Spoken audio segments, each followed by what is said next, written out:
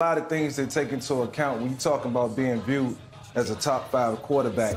It's not a laundry list. This is a list that, you know, it has to be taken very seriously. Well, we finally hit week 15 in the NFL season, and I think quarterback play is one of the best it's been this week. So it's going to be a hard list to get into my top 5. So let's start off with the honorable mentions and see who just barely missed my list this week.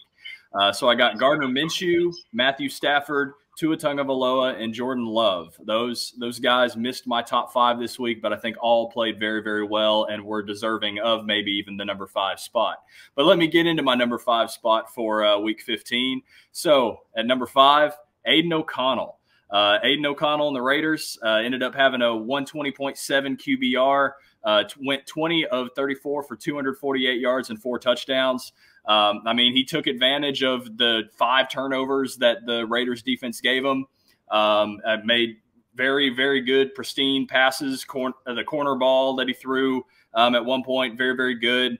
I mean, he played really, really good football, and he's building some decent games, and he's showing that, yeah, he probably won't be a starter at the end of the day, but he's showing that he definitely can compete for something. So let's move on to number 4, a former Raiders quarterback. This theme of the Raiders, I guess, here. Number 4, Derek Carr. Derek Carr had a 134.8 QBR, 23 of 28 for 218 yards and 3 touchdowns. Derek Carr took advantage of the Giants basically giving him cover 4 shells the entire freaking day. And he looked like his Pro Bowl self out there. So, I mean, Derek Carr finally put together a decent game. Saints are kind of getting hot, and we'll see here in 2 weeks or maybe 3 weeks, whatever it is, whenever Tampa Bay and New Orleans face for the NFC South division crown, or the most mediocre division in football. I mean, hey, Derek Carr, if he continues to play like this, maybe my prediction of Tampa Bay winning is going south. But anyway, going on to my number 3 quarterback of week 15, number 3, Brock Purdy. Brock Purdy had 135.3 QBR, 16 to 25, 242 yards and 4 touchdowns. Like I say, week in, week out, Brock Purdy is making all the routine plays. He's not making pretty much any mistakes. And when needed, he steps up and becomes a him type of player. So obviously Cam Newton had his podcast saying that he's a game manager and this, that, the other. Yes, he's a game manager, but Brock Purdy's also taking that game manager status and at times becoming a him type player and making plays at some of the all-time great quarterbacks like your Patrick Mahomes are currently great quarterbacks in the league that you always look at and say are great, like Patrick Mahomes, Josh Allen, that they can carry a team. He's making some plays that carry the team. So Brock Purdy, definitely, I think, MVP favorite at this point, and he's my pick for MVP if I'm choosing somebody right now. Number 2, Jared Goff. Jared had a 134.6 QBR, 24 of 34 for 278 yards and 5 touchdowns. So count them, 1, 2, 3, 4, 5 touchdowns.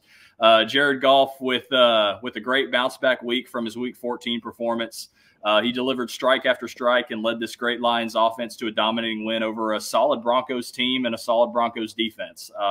I mean, Jared Goff continues to make his money in the play action game, and it's easy to do so when you have those 2 really good running backs in Gibbs and Montgomery to tote the rock there, and then be able to pair that with that play action game and hit Sam Laporta and hit St. Brown and the weapons that they have there with Williams and in the case there too. So Detroit, yes, they're inconsistent offensively, and they're inconsistent as a team. But when Jared Goff's on, this team can be very, very dangerous. So that's why he's my number 2 quarterback for week 15. But we've already kind of talked about him today. The number 1 quarterback for week 15 is Baker Mayfield.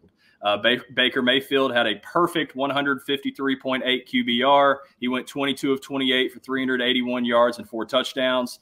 Baker made a bunch of tight window throws all day. He was able to move the pocket and hang in there long enough to make the great play. It may not have looked as pretty as a Jared Goff game or a Brock Purdy game these past weeks, but Baker at the end of the day did become the first ever quarterback to have a perfect passer rating as a visiting quarterback in Lambeau Field.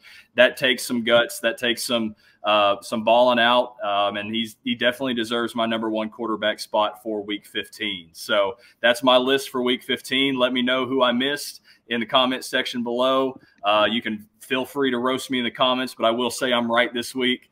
So I don't think I left out anybody that truly deserves it. So other than maybe Jacoby Brissett.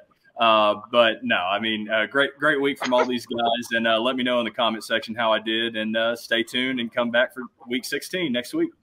You just made AG quit. To be fair, if you said Jacoby Brissett, Easton Stick. I know all 3 of his touchdowns were in garbage time, but he's still technically, I don't know how we can consider Easton Stick had a decent game. Now, granted, you still have 5 turnovers. Now, most of them were fumbles outside of he had 1 pick.